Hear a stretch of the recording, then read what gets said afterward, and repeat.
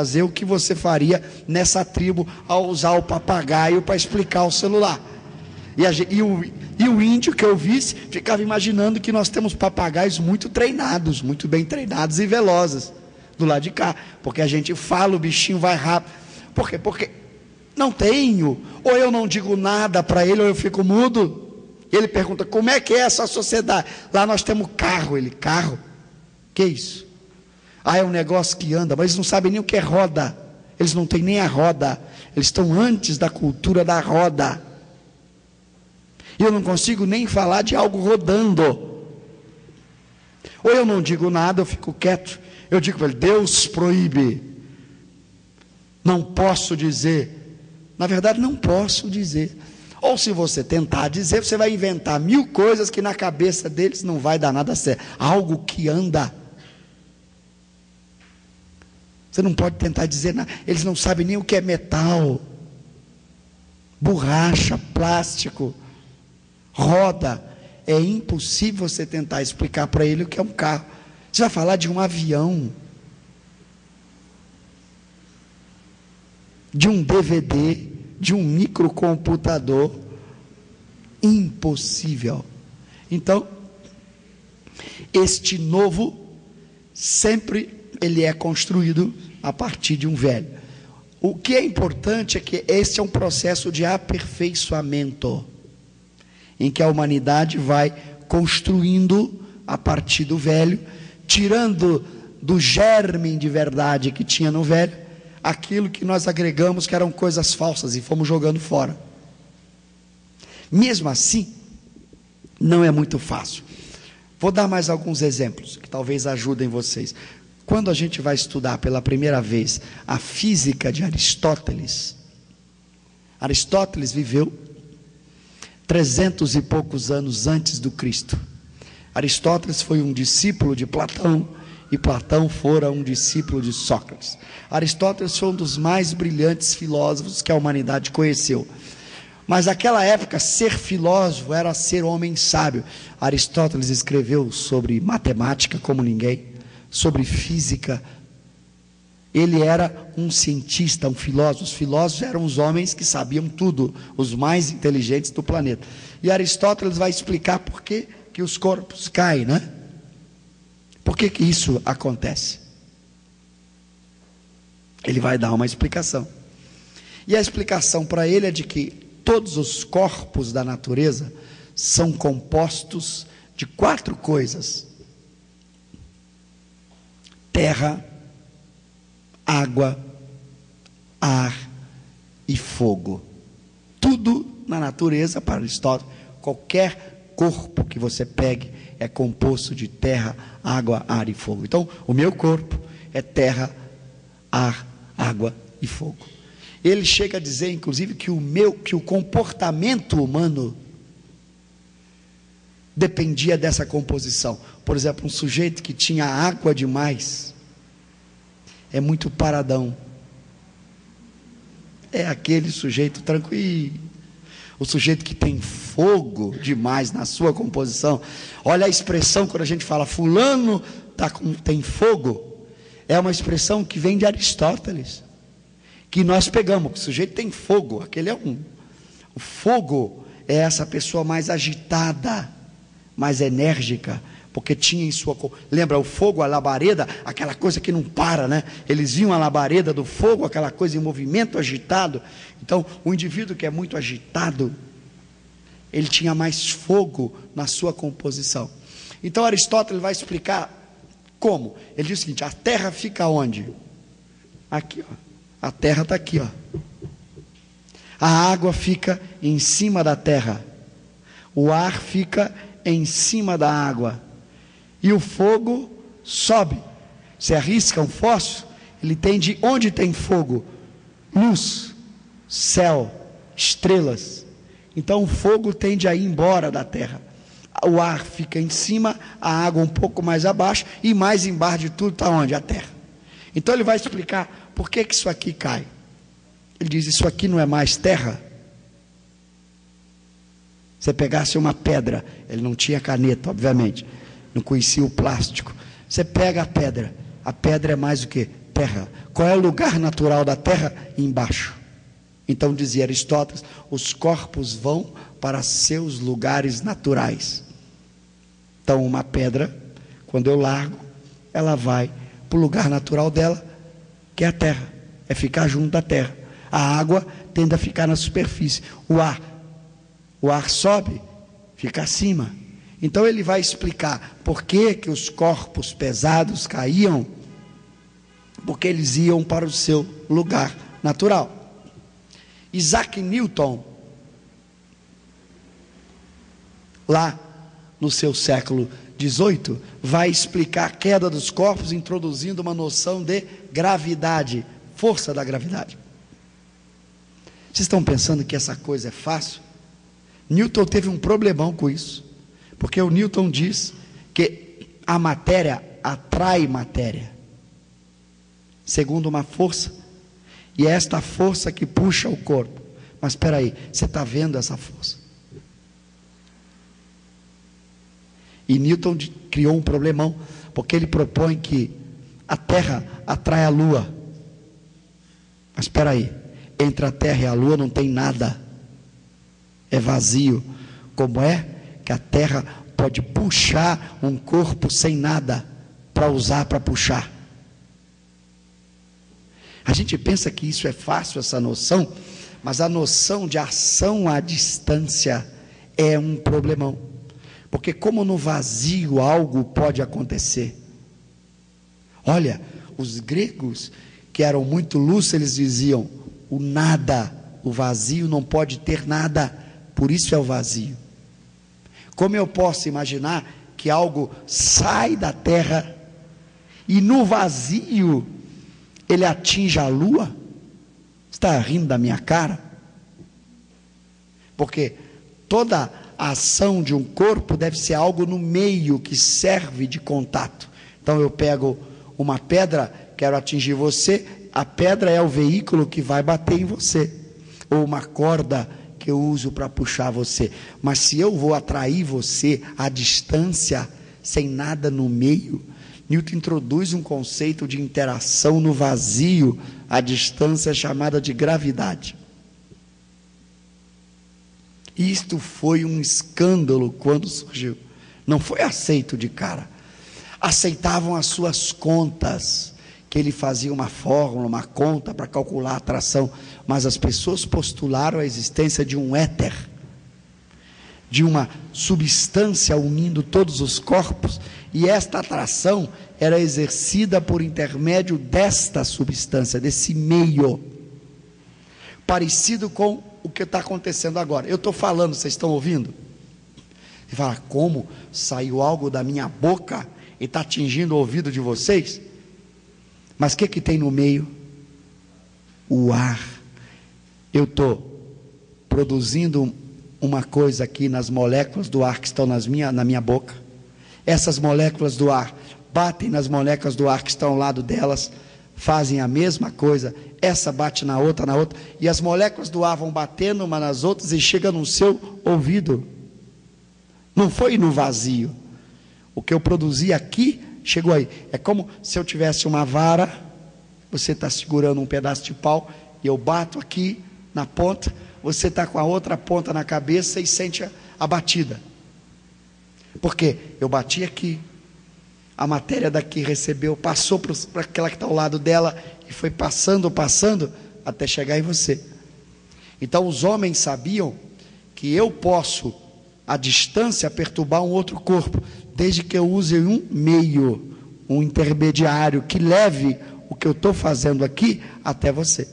Então o som, todo mundo aceitava, era uma perturbação no ar.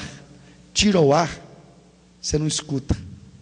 Então, filme que tem explosão no espaço, não faz nenhum sentido, não pode ter explosão, barulho no espaço. Se explodiu uma bomba, aliás, tem explosões nucleares todos os dias no Sol, a gente não escuta nada.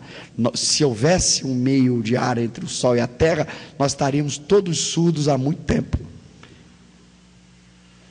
Porque as explosões atômicas que ocorrem diariamente no Sol produziriam barulhos infernais, que nós não aguentaríamos ouvir. Então, não há essa transmissão sem um meio. Então, quando o Newton propõe esta coisa, gravidade, que atua sem um meio, não foi aceito. Muita gente postulou a ideia de que há uma substância, um éter, alguma coisa entre todos os corpos, e é a partir dessa substância que a ação de um corpo sobre o outro acontece. Quando Albert Einstein foi estudar a gravidade, ele criou uma outra ideia diferente.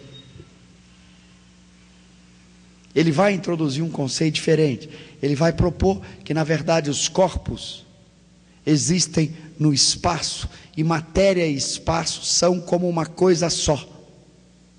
Então, na verdade, quando ele vai explicar, por exemplo, a atração entre os planetas, não é por uma força que ocorre à distância, é uma deformação no espaço-tempo. A matéria, ela cria uma espécie de deformação no espaço-tempo, e quando você larga o objeto, ele está seguindo a deformação do espaço criada pela matéria. É uma espécie de lugar natural do Aristóteles. É como se Einstein estivesse voltando à ideia aristotélica de que os corpos seguem o seu caminho natural. Einstein introduz a ideia de que, na verdade, a matéria produz uma deturpação no espaço-tempo e os corpos seguem os caminhos dessa deturpação. A metáfora do funil. Como se houvesse um funil, você larga um corpo na boca do funil e ele desce, simplesmente.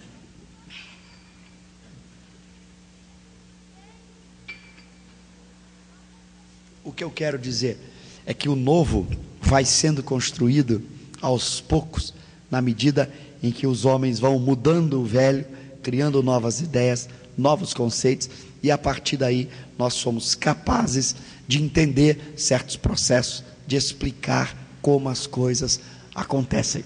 Esse é o processo de evolução da ciência, da filosofia, em que o velho se transforma no novo. Nada é totalmente nova. Ela sempre tem algo conhecido por trás. Por isso os filósofos dizem que o desconhecido é sempre algo que surge do conhecido. Por isso, Kardec vai dizer no livro dos Médiuns, quem se recorda, no capítulo admirável do método, sobre como ensinar espiritismo, ele diz que o melhor caminho para ensinar qualquer ciência é partir do conhecido para o desconhecido. Por isso, você tem que descobrir o que o indivíduo sabe, o que ele conhece, e você vai, a partir do que ele sabe, tentar introduzir um novo que deverá ser uma combinação daquilo que ele sabe. Se ele não tem os elementos velhos apropriados para você explicar esse novo, primeiro você vai ter que dar para ele esses elementos velhos, e só depois ele vai poder partir para o novo. Então é assim que se faz. Por isso, para você estudar, imagina que vocês quisessem estudar mecânica quântica. Já ouviram falar disso? Os jornais falam mecânica quântica, e você decidisse estudar mecânica quântica. Suponha, eu não sei, estou pegando aqui alguns jovens que ainda não estão na universidade, que resolvessem estudar mecânica quântica. Você pode pegar um livro de mecânica quântica para ler? Não, impossível. Porque para você entender mecânica quântica, você precisa conhecer espaços de Hilbert, que é uma área da matemática. Para você conhecer espaços de Hilbert, você tem várias outras teorias matemáticas antes que você vai ter que estudar. Então, se você pegar um livro de mecânica quântica para ler, você acabou de sair do ensino médio, é como eu te dar um livro em mandarim. Alguém aqui sabe ler mandarim? É idêntico. Você ia pegar o livro e olhar aquele montão de simbolismo matemático que você não tem a mínima ideia o que significa. Então você não pode pegar algo novo se ele for para você novo mesmo. Se ele foi construído a partir de algo que para você é totalmente novo, você não consegue ler. É como alguém tentar ler mandarim sem nunca ter visto mandarim. Então, por isso que o conhecimento se faz assim. Você tem que ver o que eu preciso para estudar isso, isto. O que eu preciso para estudar isso, isto. O que eu preciso para estudar isso, isto. Você só consegue ir numa ordem em que o novo que está lá na ponta vai ser construído a partir de uma sequência de coisas velhas, mas se você não tiver os degraus da escada anterior, aquilo lá fica totalmente novo para você, é impossível de você conhecer. Uma das maiores dificuldades dos filósofos em toda a história da humanidade é entender o que é o pensamento. Porque o pensamento é um negócio curioso, ele só corre na cabeça de quem pensa. E eu não consigo tirar ele da minha cabeça e botar na sua. Ele tem o que a gente chama em filosofia de existência em primeira pessoa. Só existe num certo eu, por isso primeira pessoa. Lembra as pessoas gramaticais? Eu, tu, ele. Ele existe na primeira pessoa, eu. Pense no número 5. Esse pensamento é seu. Cada um de nós pode estar pensando no número 5, mas eu não estou pensando com o seu pensamento. O número 5 que está agora na sua cabeça não é o pensamento 5 que está na minha. Não sai da minha cabeça, por mais que eu fale. Tem gente que fala assim, eu vou passar o que eu estou pensando. Na verdade, isso é uma maneira metafórica de dizer, na verdade eu penso, uso esta faculdade de pensar, movimento a minha boca, produzo sons, falo, mas o meu pensamento não saiu de mim. Ele causou efeitos no mundo, sonoros, visuais, que chegam em você, esses efeitos, e aí você recebe esses efeitos, aí você pensa. Isto que você pensou é seu, só existe na sua cabeça, não tem outro lugar. Por isso que a gente pode pensar e não dar o meu pensamento para os outros. Imagina a gente falar assim, eu vou transmitir meu pensamento. Por que eu continuo com ele? Se eu estivesse dando meu pensamento para você, eu deveria ficar cada vez mais burro. Graças a Deus que eu não dou, né? Não sai de mim. O que sai de mim são os efeitos que o pensamento produz na matéria, na forma de som, de palavras escritas, de ações no mundo, mas o pensamento nunca saiu de mim. Então, se achava que a alma é uma espécie de pensamento, que não ocupa lugar no espaço. Você já viu o pensamento ocupar lugar no espaço? Ou se ocupasse lugar no espaço, eu estava perdido, que a minha cabeça deveria ir crescendo, porque eu todo dia estudo demais, e a minha cabeça não está crescendo, aliás está diminuindo, porque os cabelos estão indo embora. Então, o pensamento não ocupa lugar na cabeça, ele não ocupa lugar no espaço, não é algo que enche, estou com a cabeça cheia de pensamento, isso é metafórico, ninguém enche a cabeça de pensamento, senão o que você teria que fazer? Você não ia poder continuar estudando, porque você encheu a sua cabeça de matemática na primeira série do segundo grau, aí vai estudar do segundo grau, você tinha que jogar aquilo fora e botar o resto, porque encheu. Ninguém enche a cabeça de pensamento. Então, se achava, por exemplo, que a alma era só pensamento. O que o Espiritismo mostra, a alma não é pensamento apenas. A alma tem um corpo, ela ocupa lugar no espaço, chamado perispírito. Então essa é uma contribuição.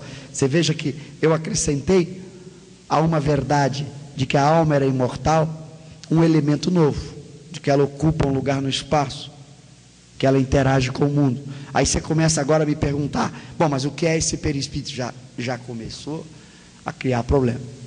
E é assim, as perguntas novas produzem novas respostas, que produzem novas perguntas, que produzem novas respostas, que produzem novas perguntas, num processo de aproximação da verdade, daquilo que seria a resposta definitiva. Para alguns filósofos, a resposta definitiva se existe só em Deus, porque eu vou continuar perguntando, você vai me dizer, o perispírito é assim, assado, e eu vou continuar perguntando, como aconteceu com o corpo? Quero o corpo. Hoje nós sabemos que o corpo tem célula. Aí eu já quero saber o que é uma célula. Aí a gente fala, uma célula tem tal coisa. Tem um DNA. O que é um DNA? E você não para mais. Aí você chega ao átomo, ao elétron, às partículas, e você continua perguntando. E se você pergunta, o que eu sei do átomo? Tenho mais perguntas do que respostas. Mas eu sei muitas coisas. Então esse processo de aproximação